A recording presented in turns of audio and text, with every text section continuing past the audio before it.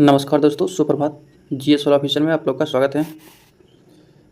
इससे पहले 50 क्वेश्चन और उसका थ्योरी, पोषण एवं विटामिन चैप्टर का बायोलॉजी का हम लोग कवर कर चुके हैं। आज क्वेश्चन नंबर 51 से शुरू करेंगे। तो जो चैनल पर नया है कृपया सब्सक्राइब कर लीजिए, बेल आइकन को दबा दीजिए। चलिए बिना देरी के हुए क्लास का शुरुआत करते हैं। एकदम बारीकी से शुरू से लास्ट तक देखिए। सभी प्रतियोगी परीक्षा के लिए बहुत महत्वपूर्ण है। घटना चक्र मेनली सभी जितना भी एग्जाम है सभी के लिए अति महत्वपूर्ण है, इसलिए इसको जरूर एक बार देखें आप लोग। ये क्वेश्चन नंबर 1 है, किस विटामिन को आर्गो कैल्सीफेरोल कहा जाता है? आर्गो कैल्सीफेरोल, देखिए कैल्सीफेरोल का भी दो पार्ट होता है, एक आर्गो कैल्सीफेरोल होता है और कैल्को कैल्सीफेरोल होता है। तो आर्गो कैल्सीफेरोल विटामिन D2 का नाम है। क्या नाम है? D2 का। विटामिन डी के दो पार्ट है, D2 D3। तो D2 का नाम है आर्गो कैल्सीफेरोल, आर्गो कैल्सीफेरोल, और D3 का नाम है कैल्को कैल्सीफेरोल। क्या नाम है? कैल्को कैल्सीफेरोल। तो याद कैसे रखना है इसको? D2 आगे में, पहले D2 हो तो आगे होगा तो आर्गो, और बाद में कैल्को तो कैल्को कैल्सीफेरोल। ठीक है। कैल्को या कोल फेरोल। 52 नंबर क्वेश्चन है, कोले कैल्सीफेरोल। कोले कैल्सीफेरोल रासायनिक विज्ञान नाम किसका है? तो डी का। डी किसका है? D3 का नाम है। ठीक है, आगे बढ़ते हैं। 53 नंबर क्वेश्चन है, निम्नलिखित में से किस विटामिन को हार्मोन कहा जाता है? विटामिन डी को हार्मोन कहा जाता है। सूर्य के उपस्थिति में विटामिन डी बनता है, ध्यान रखिएगा। विटामिन डी को हार्मोन कहा जाता है, इसको पूर्ण ध्यान रखना आपको। ठीक है, विटामिन डी हमारे शरीर के में संश्लेषित होता है। मानव शरीर में विटामिन ए संचित रहता है कहाँ पे? तो यकृत में, लीवर में विटामिन ए संचित रहता है हमारे पास। ठीक है, विटामिन ए का नाम रेटिनॉल। इसकी कमी से कौन रोग होता है? रतौंधी रोग होता है। इसे ऑप्शन नंबर सी होगा। रतौंधी रोग किस कमी के कारण होता है? विटामिन ए की कमी से। 55 का ऑप्शन सी राइट आंसर। 56 का मानव शरीर में विटामिन ए भंडारित होता है, सेम क्वेश्चन है, यकृत में। 57 और क्वेश्चन है, किसमें विटामिन ए की मात्रा अधिक होती है? तो गाजर में, बिल्कुल राइट है। कौन सा विटामिन ए का प्रचुर स्रोत है? तो इसमें पपीता, आम है, अमरूद है, सेब। तो कि पका हुआ आम जो है ना, ये विटामिन ए का प्रचुर स्रोत है। Option number D right answer इसका हो जाएगा। इसमें कन्फ्यूजन होगा आपको, लेकिन इसमें आम जो है पका हुआ आम होता है, सबसे विटामिन ए प्रचुर मात्रा में होता है। 59 नंबर क्वेश्चन है, विटामिन ई का महत्वपूर्ण स्रोत कौन है? तो विटामिन ई जो होता है, अंकुरित जो भी पदार्थ होता है, अंकुरित गेहूँ, अंकुरित चना, मूंग, ये सब जो होता है, इसमें विटामिन ई की मात्रा महत्वपूर्ण स्रोत है। विटामिन ए इससे मिलता है। विटामिन ई क्या होता है? तो विटामिन ई की कमी से बांझपन हो जाता है, जनन क्षमता घट जाता है। तो विटामिन ई बहुत इंपॉर्टेंट है।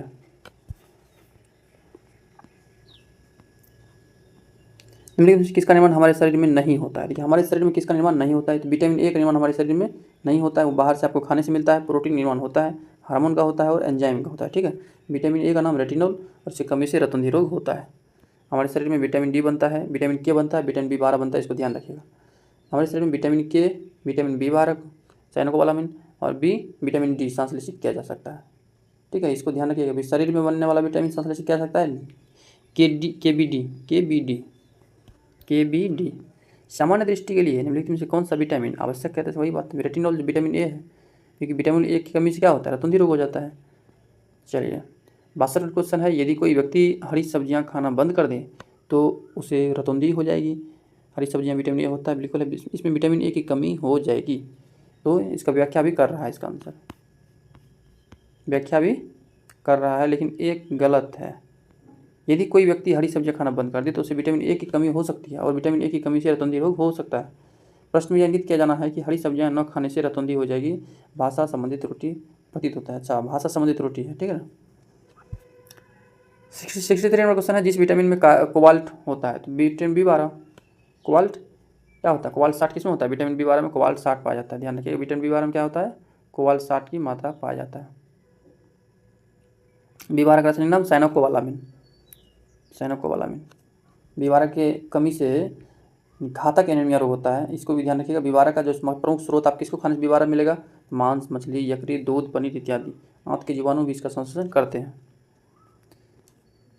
64 में क्वेश्चन है, विटामिन B12 में कौन सी धातु मौजूद होता है? विटामिन B12 में कोबाल्ट होता है, ध्यान रखना है। कोबाल्ट होता है B12 में। B12 में लगभग 3 से 5 वर्षों तक संग्रहित रहता है यकृत में। विटामिन B12 जल में विलय होता है। तो विटामिन B और C जल में विलय होता है। बाकी जो एडक है ADE के, ये वसा में घुलनशील होता है।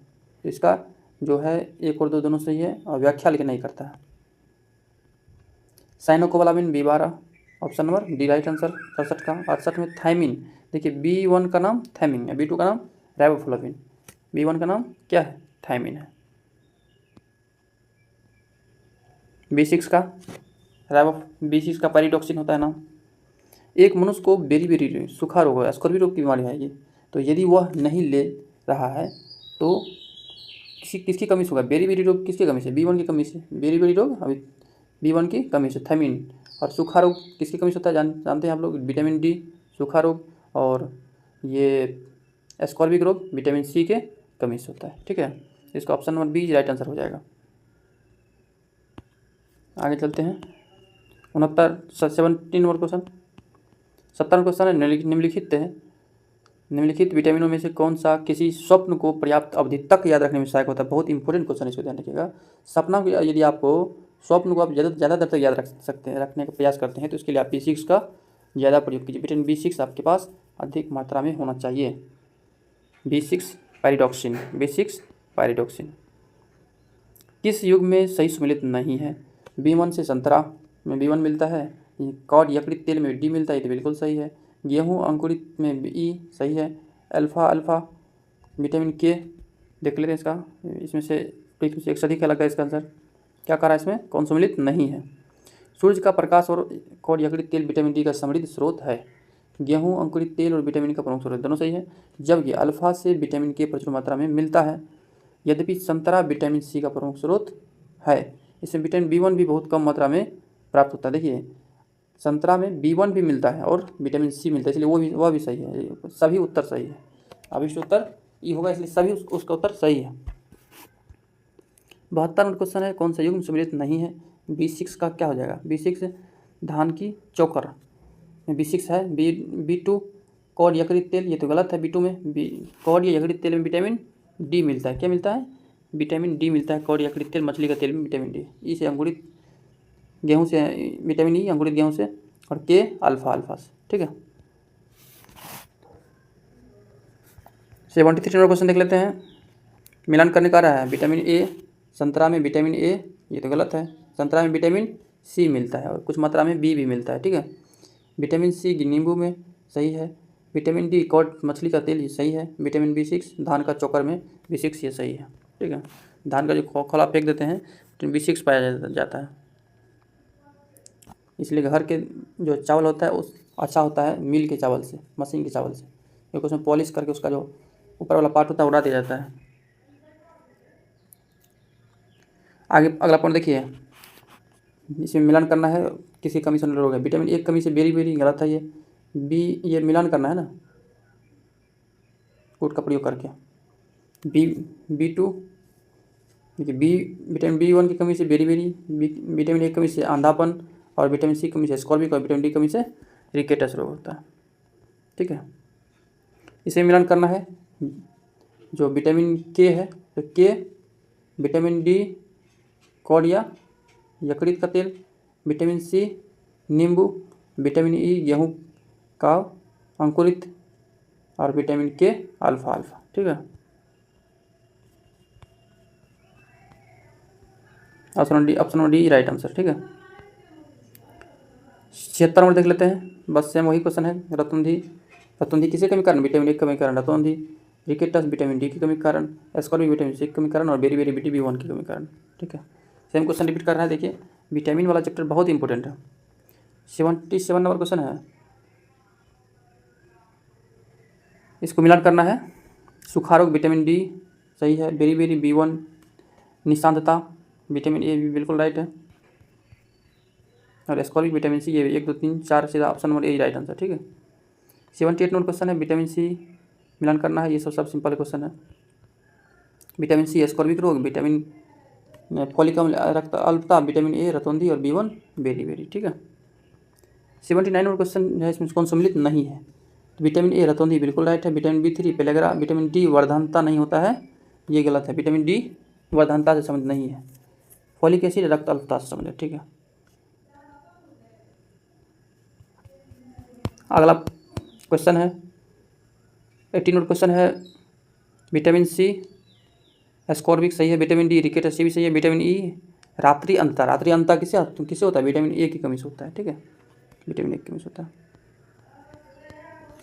राइबोफ्लोविन की कमी से कौन सा रोग होता है, तो राइबोफ्लोविन जानते हैं आप कौन सा रोग होता है, किलोसिस रोग होता है। किलोसिस राइबोफ्लोविन विटामिन B2 का नाम है, B1 का थायमिन नाम है, B1 का थायमिन है, विटामिन B2 का नाम राइबोफ्लोविन। ठीक है, इससे किलोसिस रोग होता है। B1 की कमी से बेरी रोग होता है। 82 नंबर क्वेश्चन है, किसकी कमी से सम्मिलित करना है, इसमें कौन सा रोग होता है। ठीक है, कौन सा सम्मिलित नहीं है, तो कैल्सीफेरॉल अस्थिरुणता सही है, नियासिन प्लेग्रा ये भी सही है, कोबालामिन बीबारा का नाम है, संधारित रक्तअल्पता ये भी सही है। जो हाईली आपको एनीमिया होगा, सबसे हाईएस्ट एनीमिया बीबारा की कमी से कारण ही होता है। और राइबोफ्लोविन बेरी ये गलत है, कि राइबोफ्लोविन नाम है किसका, B2 का बेरी रोग होता है B1 की कमी से, इसका नाम है थायमिन, इसका नाम है थायमिन। ठीक है, 83 नंबर क्वेश्चन है, विटामिन डी सुखंडी यानी सूखा रोग होता है, सही है। सी मसूरों में खून आना, विटामिन सी की कमी से खून आता है, सही है। और विटामिन ए गठिया रोग ये गलत है, B1 की कमी से बेरी ये सही है। ठीक है, विटामिन ए की कमी से रतौंधी होता है। रेटिनॉल विटामिन ए का नाम है, और क्या होगा विटामिन ए का नाम है, तो नेत्र सूख कर लाल हो जाना। और ये इसका टोकोफेरोल किसका नाम, विटामिन ई का नाम टोकोफेरोल। साइनोकोबालामिन बीबारा घातक रक्तअल्पता, हाईली एनीमिया होता है, हाईएस्ट एनीमिया। पैराडॉक्सिन B6 मानसिक व्याधता। बस आपको याद कर लेना एक बार चट, बस सब क्वेश्चन आपको बन जाएगा। ठीक है, सेम क्वेश्चन, सब सेम क्वेश्चन है, सेम क्वेश्चन ये भी है। बीबारा साइनोकोबालामिन, तो बीबारा क्या हो जाएगा, कारक कौन सा सही सम्मिलित नहीं है, बीबारा प्रति और अरक्ता कारक सही है। और vitamin B6 ascorbic, vitamin D बाध्यता रोधी कारक ये गलत है। विटामिन बाध्यता रोधी किससे संबंधित है, विटामिन ई से संबंधित है। और विटामिन के प्रति रक्तस्रावी थक्का बनने में मदद करता है। 87 क्वेश्चन, निम्नलिखित युग्मों को कौन सा सम्मिलित नहीं है, थायमिन बेरी विटामिन डी सूखा रोग, विटामिन के बाध्यता ये गलत है, विटामिन के नहीं विटामिन ई, जस्ट पढ़े हैं विटामिन ई हो जाएगा इसका। सेम क्वेश्चन रिपीट कर रहा है और कुछ नहीं है। अधोलिखित में कौन सा यौगिक विटामिन नहीं है, तो विटामिन नहीं है तो नियासिन है, राइबोफ्लोविन ये भी है, थायरोक्सिन कोई नहीं, थायरोक्सिन हार्मोन है, थायरोक्सिन क्या है, हार्मोन है जो थायराइड ग्रंथि में पाया जाता है। अगला क्वेश्चन है, केला जो एक फल के रूप में अधिक मूल्यवान भोज्य पदार्थ माना जाता है, प्रति 100 ग्राम में केला में कितना कैलोरी ऊर्जा होता है। देखिए प्रति 100 ग्राम में देख लेते हैं इसका, लगभग में प्रति 100 ग्राम में केला में 89 किलो कैलोरी ऊर्जा प्राप्त होती है। विकल्प में निकटता 116 दिया गया है, इसलिए आंसर 116 होगा।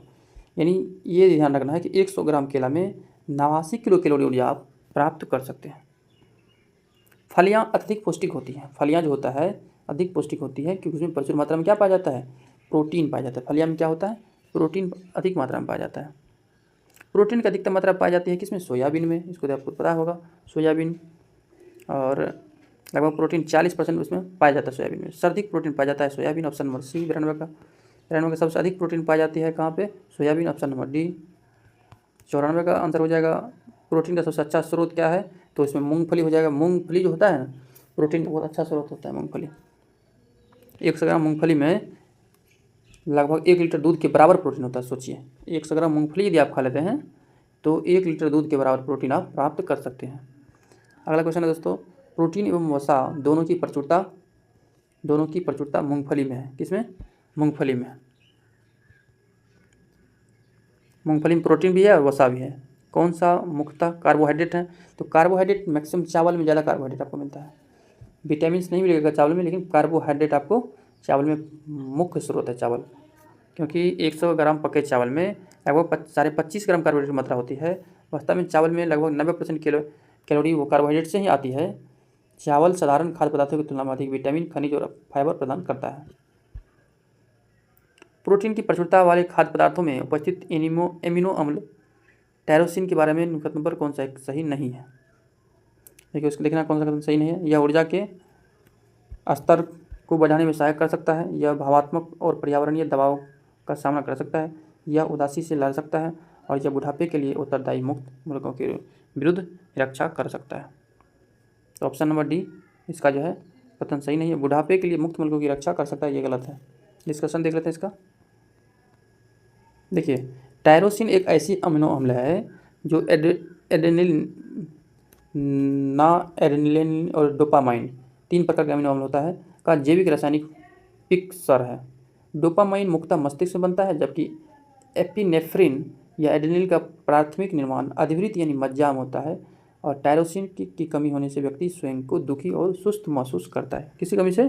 टायरोसिन की कमी से आप दुख महसूस करेंगे और सुस्त महसूस करेंगे। टायरोसिन से शारीरिक सतर्कता और ऊर्जा को बढ़ाने में मदद मिलता है, इसलिए आपके शरीर में टायरोसिन होना चाहिए ऊर्जावान के लिए।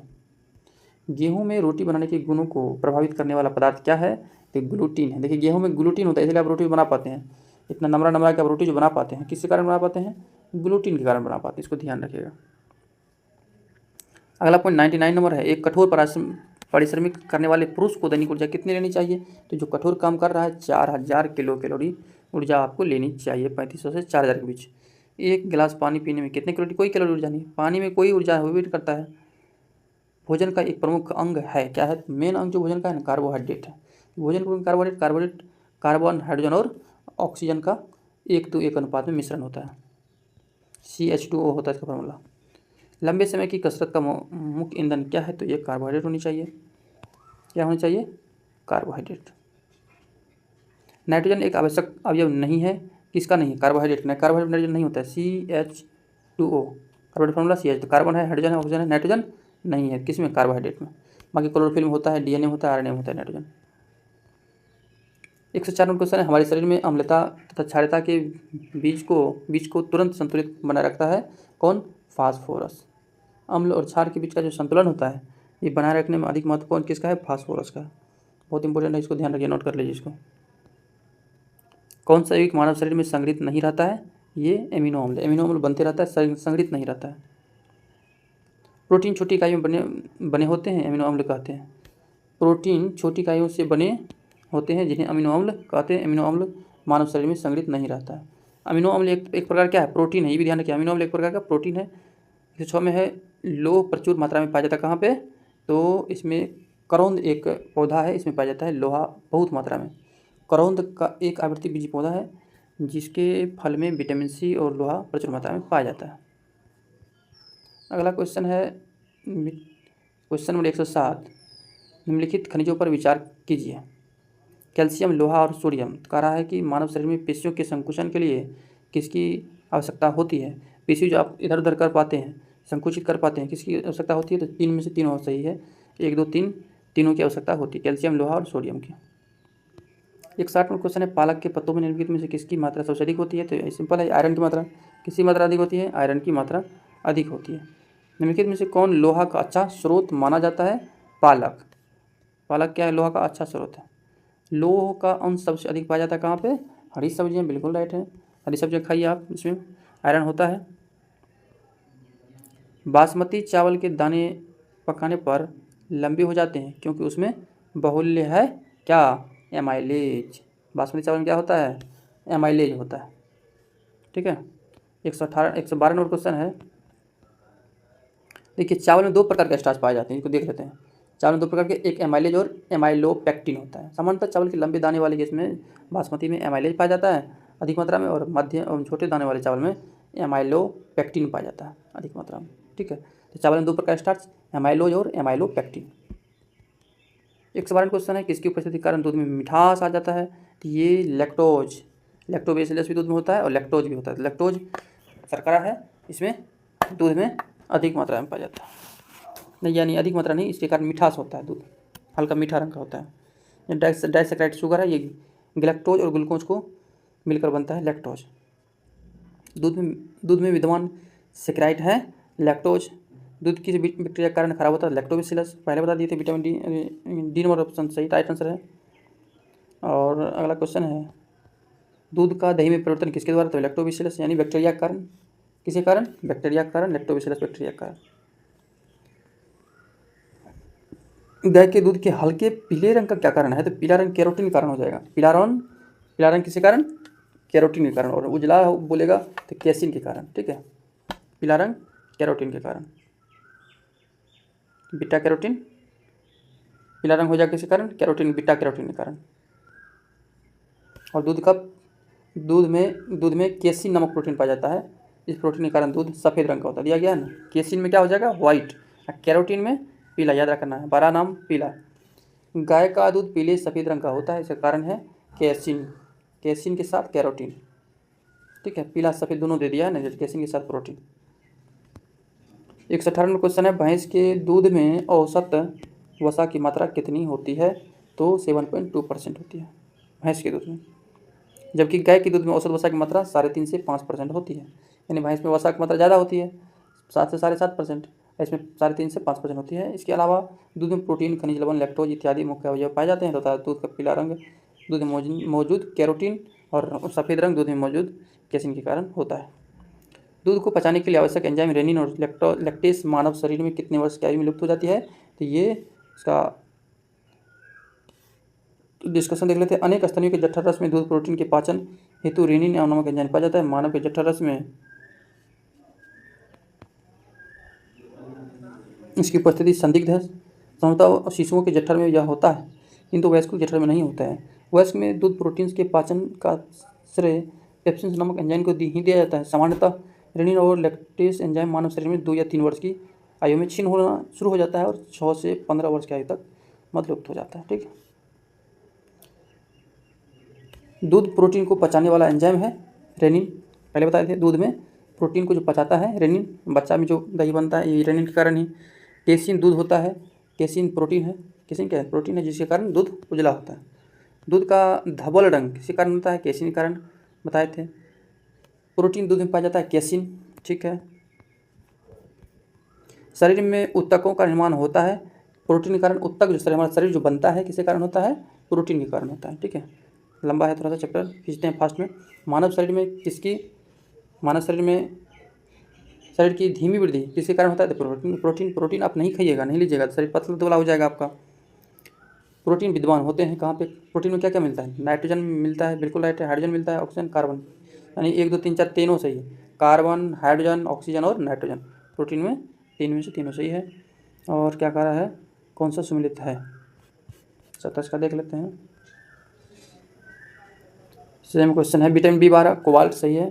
हेमोग्लोबिन में लोहा और क्लोरोफिल होता है जिसमें प्रकाश संश्लेषण क्रिया होती है, उसमें मैग्नीशियम पाया जाता है। पीतल के बर्तन में तांबा Cu+Zn होता है। पीतल का Cu+Zn होता है, ध्यान रखिएगा। कांसा में Cu+Sn। Vitamin B12 same question फिर वही आ गया।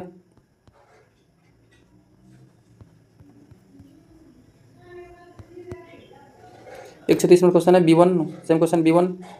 रेटिनॉल गलत है, कौन सा सही सुन आ रहा है? तो B2 राइबोफ्लाविन सही है, क्योंकि B1 का नाम थाइमिन होता है।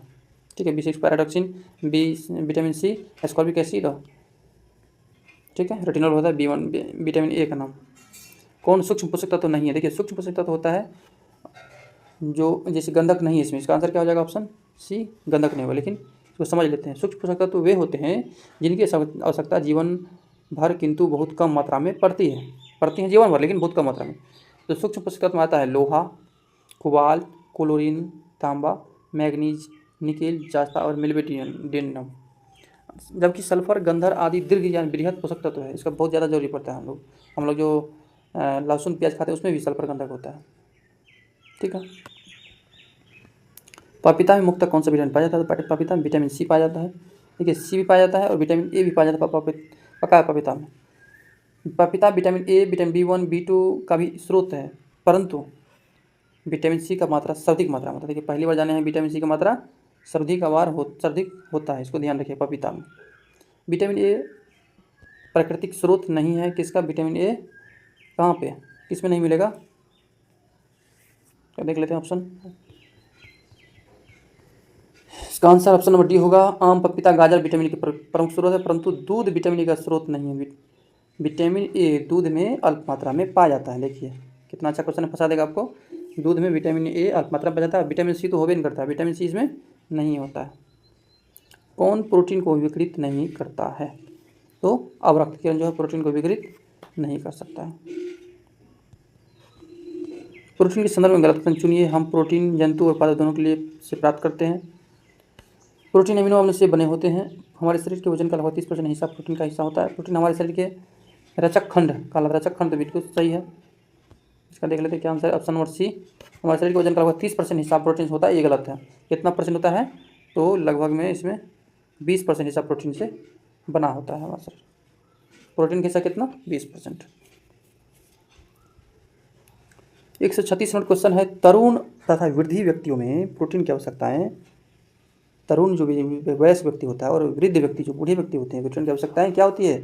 तरुण वृद्धों में उच्च और तरुणों में न्यूनतम होती है, क्योंकि वृद्ध व्यक्ति को प्रोटीन की ज़्यादा जरूरी होती है और तरुणों में न्यूनतम होती है आवश्यकताएं। सामान्य क्रियाशील महिला के लिए प्रोटीन का उपयोग दैनिक कितना होता है? तो कितना ग्राम? जो सामान्य महिला होती है उसको लगभग 45 से 46 ग्राम, वसा 20 ग्राम, कैल्शियम आयरन की मात्रा 400 ग्राम और 30 ग्राम मिलीग्राम होती है, जबकि गर्भवती महिला बच्चों को दूध पिलाने वाली महिला को इसकी अधिक मात्रा दैनिक आहार की आवश्यकता होती है।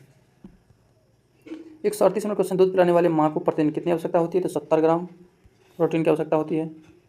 और अगला है, कौन सा कथन सही नहीं है? तो ऑप्शन ए सही नहीं है, दूध में कोई भी बी विटामिन नहीं होता है, ये गलत है। ठीक है, दूध में vitamin B1, B2, B3, B12, B6 और फोलेट पाए जाते हैं। इतना चीज पाया जाता है विटामिन दूध में, सी नहीं पाया जाता है, इसको ध्यान रखें। माँ का दूध नवजात को लगभग संपूर्ण आहार प्रदान करता है, किंतु इसमें किसका अभाव होता है? लोहा का। ठीक है, माँ का दूध बच्चे के लिए इंपॉर्टेंट, लेकिन इसमें लोहा आयरन की मात्रा कम ही होती है। बोतल का दूध पीने वाले बच्चों की तुलना में माँ का दूध पीने वाले बच्चों में कौन से विशेष लक्षण होते हैं? वह कम मोटा होता है, उसमें रोग का प्रतिरोध करने की क्षमता अधिक होती है। क्या कह रहा है? बोतल दूध पीने वाले बच्चे की तुलना में माँ का दूध पीने वाले बच्चों की विशिष्ट लक्षण होती है। तो माँ का दूध पीने वाले बच्चा का तुलना करना है, वो कम मोटा होता है, उसमें रोग प्रतिरोधक क्षमता अधिक होता है, सही है। उसमें विटामिन और प्रोटीन अधिक मिलते हैं, सही है। उसकी लंबाई में असमान वृद्धि होती है, गलत है।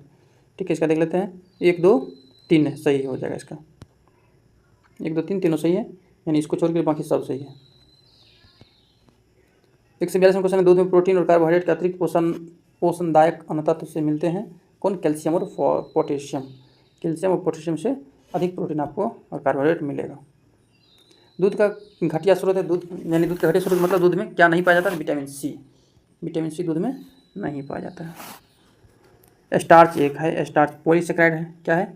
पॉलीसेकेराइड स्टार्च है, यानी स्टार्च का फॉर्मूला होता है, याद रखिएगा, C6 स्टार्च फॉर्मूला C6H10O5, यानी मन एक पॉलीसेकेराइड कार्बोहाइड्रेट है। इसका निर्माण ग्लूकोज मोनोसेकेराइड की इकाई की एक बड़ी संख्या के आपस में ग्लाइकोसिड बंधनों द्वारा जुड़ने के कारण होता है।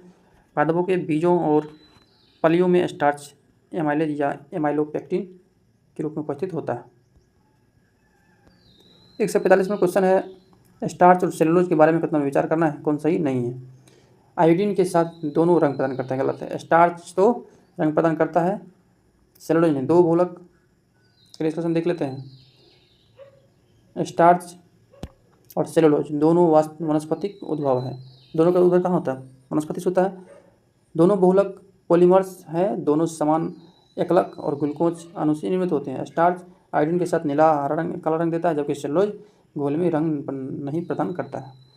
मंड पदार्थ पौधों में संबंधित भोज का सबसे अधिक महत्वपूर्ण घटक है, जबकि सेलुलोज पौधे की कोशिका भित्ति में पाया जाता है। सेलुलोज कहाँ पाया जाता है?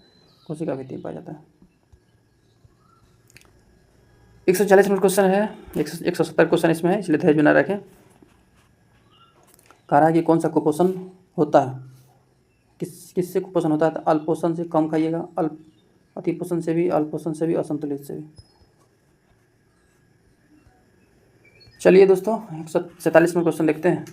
धैर्य बनाए रखें, क्वेश्चन 170 है, इसमें हम लोग 147 पर भी हैं। कह रहा है निम्नलिखित में को विचार कीजिए। मानव भोजन में वसा अम्लों का एक भाग होना चाहिए, बिल्कुल राइट है। समान भोजन में 75% वसा होनी चाहिए। मानव शरीर कोशिका किसी भी प्रकार के वसा अम्लों का संश्लेषण नहीं कर सकती और आवश्यक वसा अम्लों की अनुपस्थिति से न्यूनता रोग उत्पन्न होते हैं। तो इसका option number B right answer हो जाएगा। 1, 2 और 4, 3 नंबर नहीं होगा, क्योंकि मानव शरीर की किसी भी प्रकार के वसा अम्लों का संश्लेषण नहीं करता, ये गलत है। इसका डिस्कशन देख लेते हैं। मानव शरीर की कोशिकाएं केवल आवश्यक वसीय अम्लों का संश्लेषण नहीं कर सकती, आवश्यक वस्तुओं को नहीं करती, बाकी शेष का करते हैं। अलसी किसका प्रचुर स्रोत है? अलसी लिखिए, अलसी जो है किसका प्रचुर स्रोत है? ओमेगा 3 वसीय अम्ल का। अलसी पौधा है, अलसी, इसमें ओमेगा 3 वसीय अम्ल का प्रचुर स्रोत मिलता है। इसके बीज से तेल निकाला जाता है। अल्फा लिनोलेनिक अम्ल का सर्वोत्तम स्रोत क्या है? अलसी। देखिए इससे अलसी से तेल बनता है। 150 विटामिन बलवर्धक तत्व है जिसके अच्छे स्वास्थ्य के लिए थोड़ी मात्रा में आवश्यक होती है। विटामिन हानिकारक बैक्टीरिया को मारकर शरीर को स्वस्थ बनाने में सहायक करती है। तो इसका देख लेते हैं क्या आंसर है। Option number C right answer, second गलत है, क्योंकि हानिकारक बैक्टीरिया को नहीं मारता, ये एंटीबॉडी इसमें नहीं होता है। विटामिन कार्बनिक यौगिक होते हैं जिनकी अच्छे स्वास्थ्य के लिए थोड़ी मात्रा में आवश्यकता होती है। इनके स्रोत आज हरी सब्जियां, फल, दूध, मांस इत्यादि हैं। हानिकारक बैक्टीरिया, विषाणुओं, कवकों इत्यादि को श्वेत रुधिराणु प्लेटलेट्स जो WBC होता है मारकर शरीर को स्वस्थ रखने में, सॉरी WBC प्लेटलेट्स नहीं, WBC। आप लोग को बताना है कमेंट में कि डेंगू जो बुखार लगता है उसके किसकी कमी हो जाती है व्यक्ति में। 51 क्वेश्चन है। मानव आहार में ग्लाइसिन, सेरीन, टायरोसिन अनिवार्य रूप से शामिल होनी चाहिए और अनिवार्य अम्ल मानव शरीर में संश्लेषित नहीं किए जा सकते हैं। तो ये तो हमको लगता है दूसरा सही है, पहला गलत है। ग्लाइसिन, सेरीन और टायरोसिन अतात्विक अमीनो अम्ल है जो कि मानव शरीर में ही निर्मित होते हैं। ये सब कहाँ निर्मित होते हैं? मानव शरीर में ही निर्मित होते हैं, जो मानव शरीर में निर्मित होते हैं। और स्तनियों के लगभग 20 प्रकार के अमीनो अम्ल में से 10 अतात्विक और 10 तात्विक होता है। 10 अनिवार्य और 10 अनिवार्य होता है। तो जो अनिवार्य अम्ल होता है वो कहाँ होता है? मनुष्य के शरीर के अंदर ही संश्लेषित होता है। तात्विक अनिवार्य अम्लों कहते हैं। अतः अनिवार्य अम्लों मानव शरीर में संश्लेषित नहीं कर सकते, बल्कि वो बाहर से लाते हैं। देखिए उल्टा इसमें याद रखना आपको, जो अनिवार्य अम्ल है वो आपको शरीर में संश्लेषित होगा, और जो अनिवार्य अम्ल है वो जो आपको भोजन के द्वारा मिलेगा। ठीक है। निम्नलिखित भोज्य पदार्थ में से किसमें सभी अनिवार्य अम्लों का उपस्थित है? तो इसका स्टार लगा हुआ है इसमें। सोयाबीन पशुओं से उत्पन्न खाद्य पदार्थ जैसे दूध, अंडा, मछली तथा मांस में पाया जाने वाला प्रोटीन सभी अनिवार्य अम्लों से युक्त होता है। इसमें संपूर्ण प्रोटीन कहते हैं। सोयाबीन ऐसा एकमात्र गैर पशु उत्पन्न पौधे प्रोटीन का स्रोत है जिसमें सभी अनिवार्य अमीनो अम्ल पाए जाते हैं। ये सही है। दिए गए चावल को छोड़कर शेष 3 विकल्प भोज्य पदार्थ सभी अनिवार्य अम्लों का पाए जाते हैं। 153 क्वेश्चन है। निम्नलिखित खाद्य पदार्थों में कौन सा सभी आवश्यक अम्लों का सर्वोत्तम स्रोत है? तो अंडा। अंडा में सभी कुछ मिलेगा आपको। ठीक है।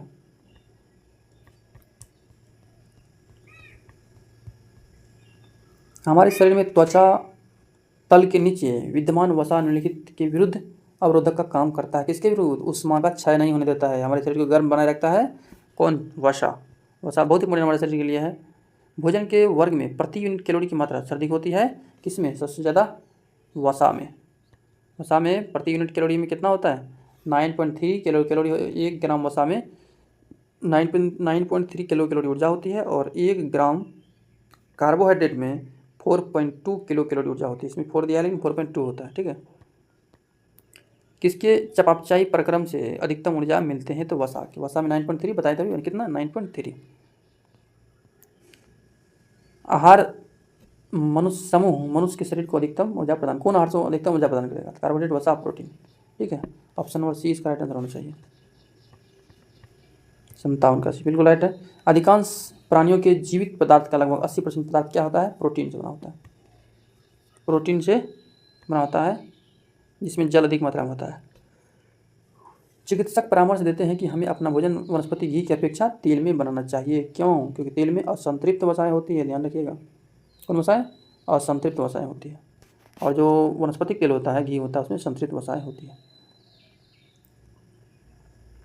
कथन कर रहा है कि सूर्यमुखी का तेल एक अच्छी गुणवत्ता का खाद्य तेल है। इसमें असंतृप्त वसा अम्लों की अधिक मात्रा पाई जाती है। तो मुझको लगता है इसका दोनों सही है, और व्याख्या भी कर रहा है। दोनों सही, व्याख्या भी कर रहा है। कौन सा वनस्पति तेल हृदय रोगियों के लिए उपयुक्त है? जो हृदय हट का पेशेंट है उसके लिए सूर्यमुखी का तेल बहुत इंपॉर्टेंट है, क्योंकि असंतुलित वसा होती है इसमें। असंतुलित वसा संतुलित वसाओं की तुलना में अधिक अभिक्रियाशील होते हैं। असंतुलित वसाओं की संरचना में केवल एक आबंधन होता है। ये भी बिल्कुल राइट होना चाहिए, लेकिन ये गलत है। अच्छा सॉरी, जो असंतुलित वसा, क्या असंतुलित वसाओं की संरचना में केवल एक बंधन है, सिंगल बॉन्ड होता है, ये गलत है।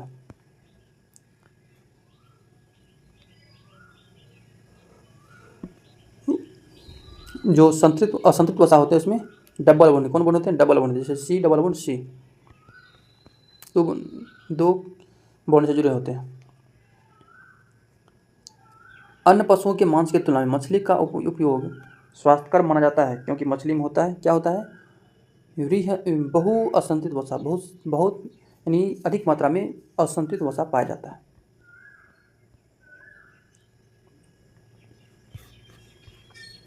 अगला क्वेश्चन 164 नंबर है, मानव स्वास्थ्य के लिए ट्रांस वसा सामान्यतः हानिकारक समझा जाता है क्योंकि यह स्तर कम करता है कौन सी का? HDL का।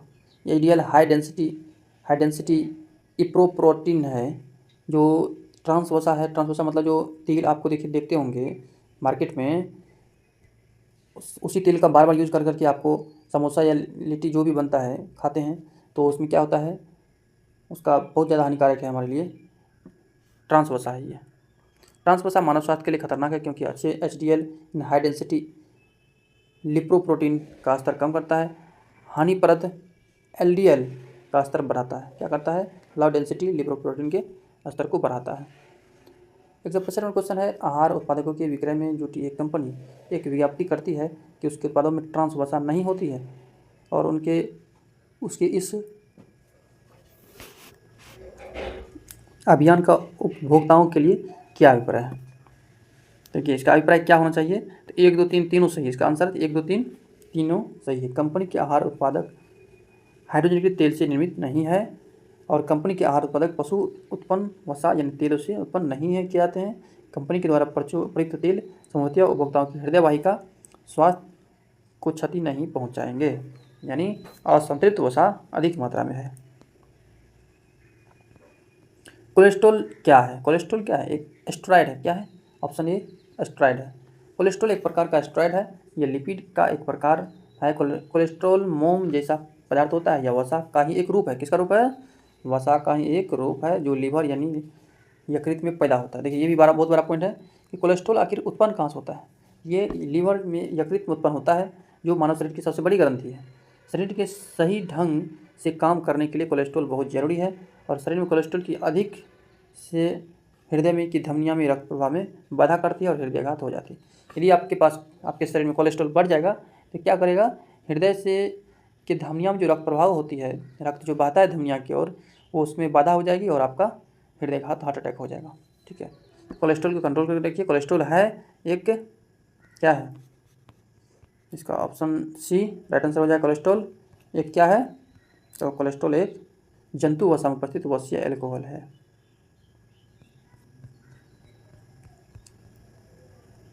कोलेस्ट्रॉल जो फार्मूला होता है C27H46O होता है। जंतु वसा में मौजूद एक वसीय एल्कोहल है, जो कि रंगहीन, गंधहीन और श्वेत क्रिस्टलीय पदार्थ है। इसका मानव हृदय रोग से सीधा संबंध है। निरंतर वसा प्रदान भोजन को करने के लिए रुधिर में कोलेस्ट्रॉल की मात्रा बढ़ जाती है, और जिसके परिणाम स्वरूप एथेरोस्क्लेरोसिस नामक रोग हो जाता है। कौन रोग हो जाता है? एथेरोस्क्लेरोसिस नामक रोग हो जाता है। 168 में क्वेश्चन है, कोलेस्ट्रॉल का और समान स्तर का संबंध क्या होता है? तो धमनियों का कठोर हो जाना। रक्त का प्रवाह ही बंद हो जाता है, आपका धीरे धीरे बंद हो जाता है, धमनियों का कठोर हो जाना। देखिए राष्ट्रीय कोलेस्ट्रॉल नियंत्रण कार्यक्रम के अनुसार शरीर में LDL कोलेस्ट्रॉल का स्तर 100 मिलीग्राम DL से कम होना चाहिए। कितना? 100 मिलीग्राम DL से कम होना चाहिए। इस स्तर से अधिक होने पर कोलेस्ट्रॉल हृदय और मानसिक को रक्त प्रवाह करने वाली धमनियों की भीतरी दीवारों में जमा हो जाती है, जिसके परिणाम स्वरूप थक्का जमने से हृदयाघात यानी स्ट्रोक हो सकता है, यानी हार्ट अटैक हो सकता है। 100 mg DL से कम होनी चाहिए। ट्राइग्लिसराइड क्या है? ट्राइग्लिसराइड वसा है। वसा है। ट्राइग्लिसराइड क्या है? वसा है। वसा का प्रकार है। हमारा शरीर में भोजन से प्राप्त ऊर्जा को ट्राइग्लिसराइड में परिवर्तित कर देता है। देखिए लास्ट क्वेश्चन 170 में क्वेश्चन है, कौन सा सुमेलित नहीं है? तो उसमें सुमेलित नहीं है कौन? सरसों का तेल, स्नेहक। ये गलत है। सरसों का तेल स्नेहक नहीं। देखिए खनिज तेल पेट्रोलियम सही है, निकलता है। वनस्पति वसा, फाइटोस्टेरॉल, सरसों का तेल खाद्य तेल है। और पशु वसा कोलेस्ट्रॉल है। पशु में जो वसा होता है क्या है, उसमें कोलेस्ट्रॉल रहता है। इसी के साथ ये पोषण और विटामिन चैप्टर खत्म होता है, समाप्त होती है।